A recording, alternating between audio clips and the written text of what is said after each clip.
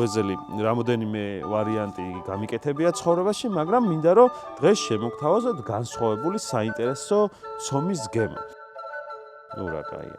უბრალოდ საკვები ტიპი არაა გურული ღვეზელი, ძალიან რიტუალური ამბავია. მამაჩემისგან ვიცი რომ ბალიშის ქვეშ გვახვედრებდნენ გურულ ღვეზელს. აქვე პატარა რჩევა გრილის მფლობელებისთვის, რომ ეს ხმაც ცალკე მიყვარს. ბრავალ კალანდას დავესწროთ. მოგესალმებით, მოკლედ ჩემთვის ძალიან საყვარელ ღვეზელს მოვამზადებ, გურულ ღვეზელს თან საშობო. მე მგონია ასეთ რაღაცა, რომ ყველა რეგიონს ძალიან დიდ პატივს ვცემ, თუმცა დასავლეთ საქართველოში რო აქვთ შეგრძნება ძველით ახალ წლის კალანდასი, ეგეთი მე მგონი თქვა, აი გურია სამეგრელოს თუ ვცდები, რა თქმა უნდა მომწერეთ და გავითვალისწინებ მაგ ამბავს, მაგრამ რომ მახსოვს როგორ ფუსფუსებენ საშობაოდ, საკალანდოდ გურიაში, ხვდები რომ რაღაც ეს ერთგვარი რიტუალი არის. თავისი შელოცვებიც აქვს ამ გურულ ღვეზელს და მოკლედ უბრალო ღვეზელი არა, თავისი შინაარსობრივი დატვირთვები აქვს და ალამაზებს იმ გარემოს, სადაც გურული ღვეზელი ცხდება.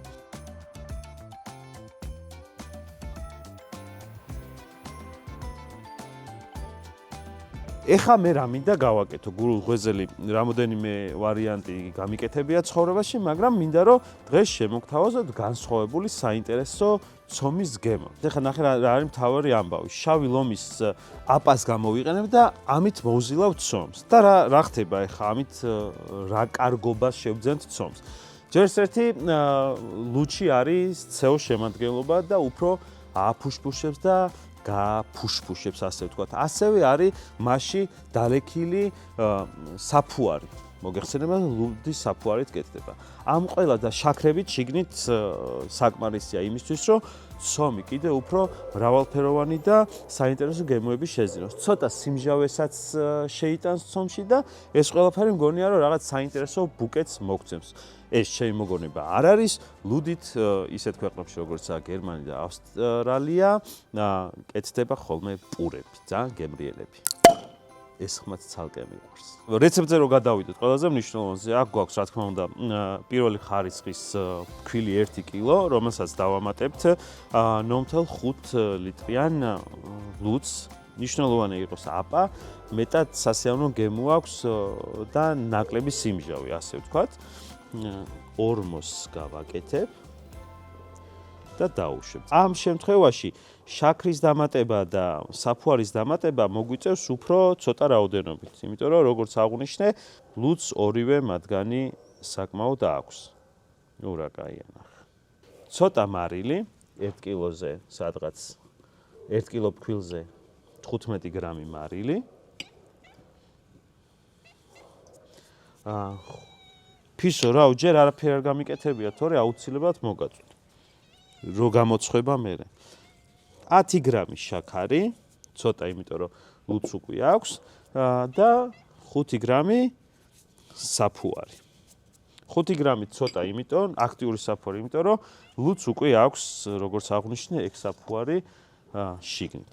დავიწყებ მოზელვას, ცოტა ოქროსფერ ფერს მიიღებს ცომი, კიდე უფრო ლამაზი და სასიამოვნო იქნება.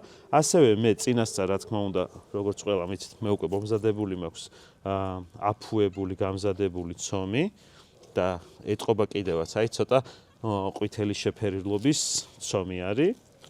არომატი ძალიან კარგი მოდის. ასევე მოუხარშე უკვე კვერცხი კარგად და ყველთან ერთად ჩავჭყლიტავ. გურულ ღვეზელში ტრადიციულ ვარიანტში თლიანი კვერცხი იდება ხოლმე ყველთან ერთად. თუმცა მე მომწონს და მიყვარს, როცა ყველის რაოდენობა და კვერცხის რაოდენობა თითქმის თანაბრად გვხვდება. ანუ როდესაც ღვეზელს სინჯავ, დიდი მთლიანი კვერცხის ჩაკვეჩა რო არ მოგიწიოს, მერე რაღაცა ადგილზე გამოტოვება და ყველის ჩამა მერე ისე კვერცხს. ამიტომ ეხლა მე თქვენ გიჩვენებთ, როგორ გავაერთიანებ ყველს და კვერცხს. ამ ცომს ცოტა ხანი გადავდებ და 1.5 საათში კიდე გადავზელ, აზე რომ მოვა და პრინციპში მივიღებთ საბოლოო ჯამში აი ესეთ მასას, როგორიც მაგიდაზე მაქვს. ეხლა გადავიდეთ ყველის და კვერცხის გაერთიანებას. აქ არის 1 კილო იმერული ყველი, სასურველია იყოს მომწიფებული და არა გადამწიფებული და ასევე აქ არის 10 ცალი 0 კატეგორიის კვერცხი. ამასაც ყურადღება მივაქციოთ, როდესაც ნებისმიერ სახის რეცეპტში კვერცხი მონაწილეობს, აუცილებლად დავაკვირდეთ თუ რა კატეგორიისაა, იმიტომ რომ გრამაჟობა ძალიან განსხვავდება ერთი მეორისგან. აი ესე კვერცხს და ყველს ერთად ჩავსრესა და გავაერთიანებ ერთიან მასად ვაქცე. გურულებს საშობაოდ და საკალანდოდ გურულ ღვეზელს რო ამზადებდნენ, მუცლის სალოცავს ეძახდნენ, ბავშვს მოატარებდნენ მუცელზე გურულ ღვეზელს და შელოცვას უკეთებდნენ გურული ღვეზელის დამსახურებით ბავშვებს. ანუ უბრალოდ საკვები ტიპი არაა, მოკლედ გურული ღვეზელი ძალიან რიტუალური ამბავი არის. რაღაც შენი სატკივარი გაღმა ქარს და აღმა მდინარეს და რაღაც მსგავსი არის და ბოდიში არ მახსოვს. მაგრამ არის.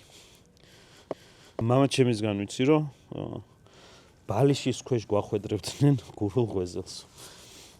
ჩემ ბავშვობაში უკვე თოვლის ბაბუა მახვედრებდა საჩუქრებს ბალიშის ქვეშ და მამაჩემის დროს გურული ღვეზელი მხოლოდ. აჰა.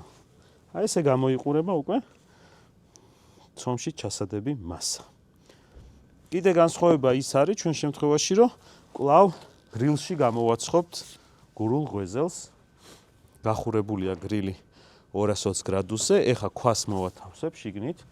ქვაც რო კარგად შეცხავდეს. და ნელ-ნელა შემიძლია ცხობის დაწყება. კიდე რა სიახლე მინდა შევიტანო გურული ღვეზელის შინაარსში, რომ მინდა დავამატო პეკორინო რომანო ვირჯილიოს ბრენდის, არაერთხელ გამოგვიყენებია ჩვენ ეპიზოდებში და ეს კიდე მისცემს განსხვავებულ და სასიამოვნო გემოს. არ დაგვაუწყდეს, რომ ლუდის ცომი გვექნება, ლუდის ბაზაზე დამზადებული, პეკორინო რომანოს ეს ცოტა მომლაშო სასიამოვნო არომატიც. გამოდის, რომ 1 კილო იმერულ ყველს ვამატებთ 10 ცალ 0 კატეგორიის კვერცხს და 200 გრამს პეკორინო რომანოს. წელვადობასაც შესძენს და უფრო სასიამოვნო გემო და არომატი ექნება. თან შინაარსობრივადაც შორს არ მივდივართ, თხის ყველი არის, რომელიც თხა ზოგადად ძალიან გავრცელებულია გურულ კულტურაში, ასე რომ შინაარსაც არ ვწდებით. სანამ ქვა გახურდება, მე ყელს გავიგრილებ, რა თქმა უნდა, ჩემი ფრაპუჩინოთი სტარბაქსის.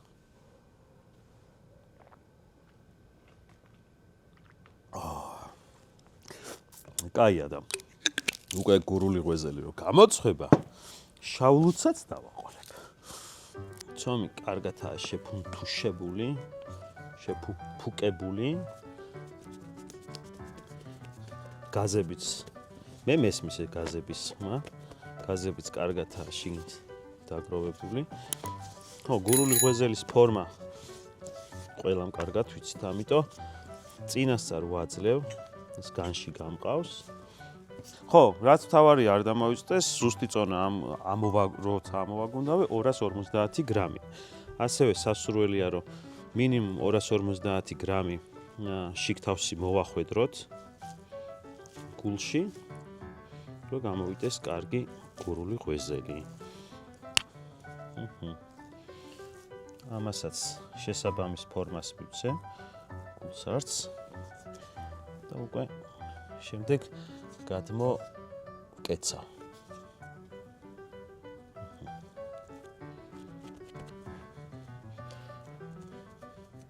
კუთხეებს ჩაუკეტავ და ვეცდები, რომ ჰაერი გამოვდევნო. ჰაერი შიგით არ დაუტოვო. აჰა. შევამოწმო მეორე მხარე როგორაა ჩაკეტილი.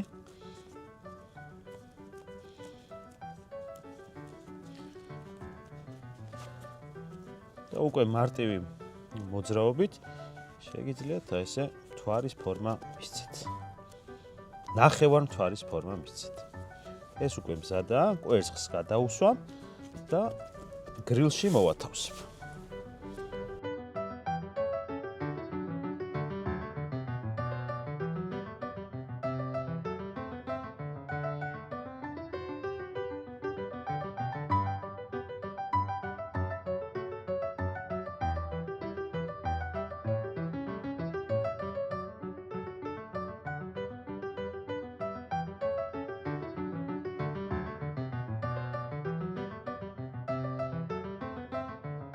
მოვიდა დრო იმისა და 190 გრადუსია გრილი, რომ პირველი ჩვენი ღვეზელი მოვათავსოთ. აჰა. კვერცხსაც ამ გურულ ღვეზელს ამოტრიალება დაჭირდება, რადგან გრილზე ვაცობთ. თუმცა კვერცხს მაინც წაუსვა და ამოტრიალებულზეც კარგ შეფერილობას მისცემს.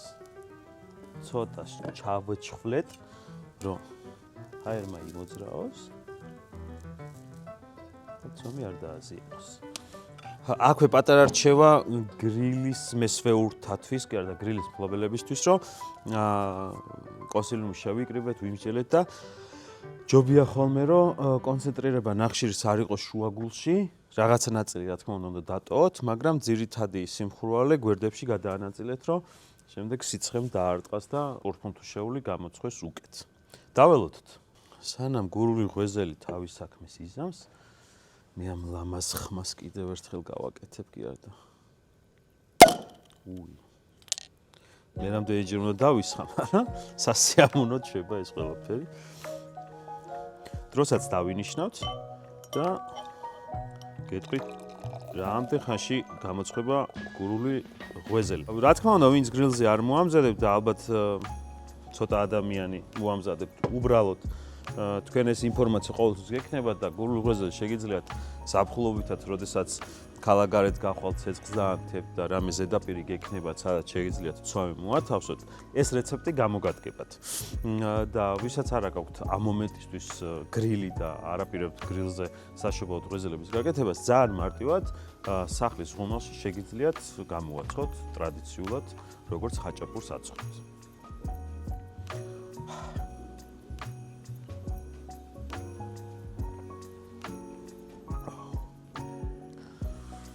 ძალიან კაი სითხე არის ზოგადად ლუდი.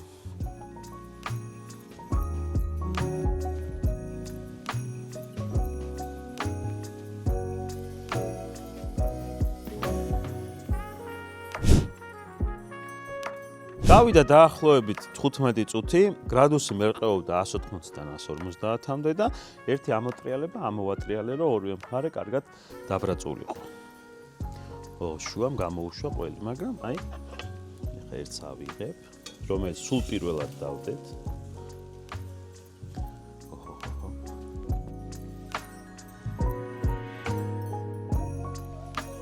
ამას რო უყურებთ, ზოგადად თლიანად მობრაწულია ხოლმე გურული ღვეზელები და ვიხსენებთ კიდევაც გუნდაში ძალიან ლამაზი გურული ღვეზელები გამომდიოდა თუ ვაკეთებდი. ეხლა ამონაცდება აქ და თქვენ შეაფასეთ. იმიტომ რომ იმას ღია ცეცხლის ალი ხვდებოდა და სულ სხვა ეფექტი ჰქონდა. თუმცა გრილშიც ძალიან კარგია, რას ერჩით.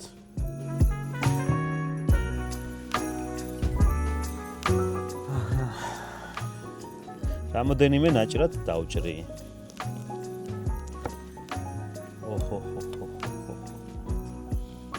კაია.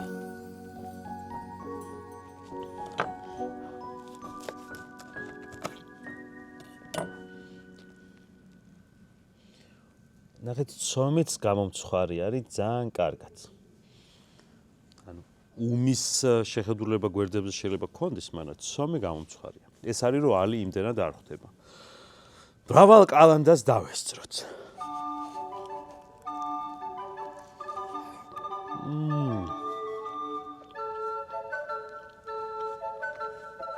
რაც შემიძლია ვთქვა, რომ პეკორინო რომანო ძალიან მოუხდა.